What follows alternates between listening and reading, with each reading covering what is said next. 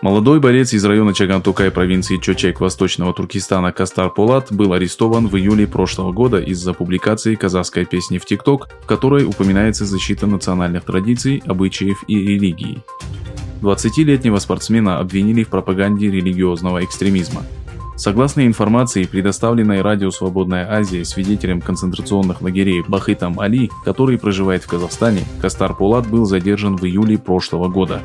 За песню казахстанского артиста Дидара Камиева спортсмен был приговорен к 15 годам тюремного заключения и штрафу в размере 30 тысяч юаней. 20-летний Кастар является победителем турниров, проводимых в регионе за последние 3 года.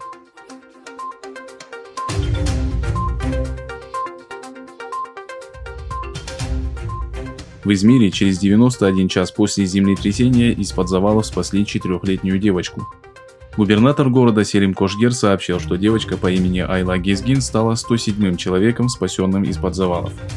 Ранее была спасена 3-летняя Элиф Перинчек, находившаяся под завалами 65 часов. Министр здравоохранения Фахриддин Коджа сообщил, что состояние девочек удовлетворительное. Они находятся в отделении интенсивной терапии.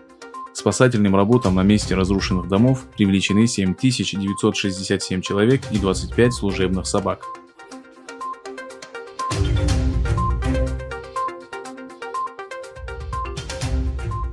Австралийская финансовая газета обнаружила базу данных, которая содержит личную информацию тысяч ведущих ученых в ядерной и других важных областях, включая адреса их родственников.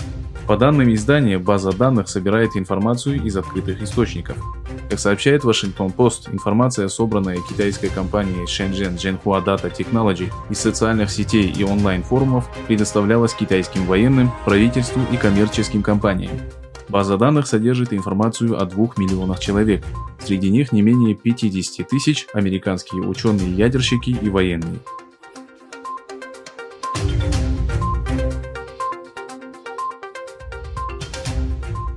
Стало известно, что китайские корабли курсировали вокруг островов Сенкака в Восточно-Китайском море, которые контролируются Японией. Согласно заявлению береговой охраны Японии, к спорным островам подошли 4 китайских корабля, замеченные в прилегающей зоне за пределами территориальных вод страны. По данным информационного агентства Кьода, с начала года китайские корабли вели наблюдение за островами 283 дня.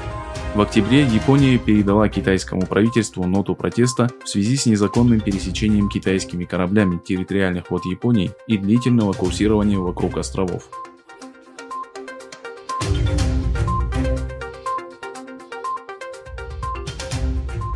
В столице Австрии проводится масштабная полицейская операция после того, как в понедельник вечером в центре города неизвестные открыли стрельбу.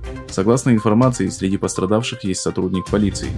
Представитель Министерства внутренних дел Харальд Сёреш сообщил австрийскому информационному агентству АПА, что убиты 3 человека, в том числе один из нападавших.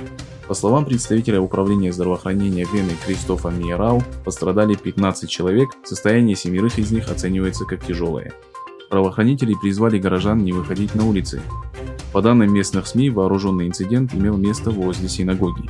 Министр внутренних дел Австрии Карл Нихаммер назвал произошедшее терактом.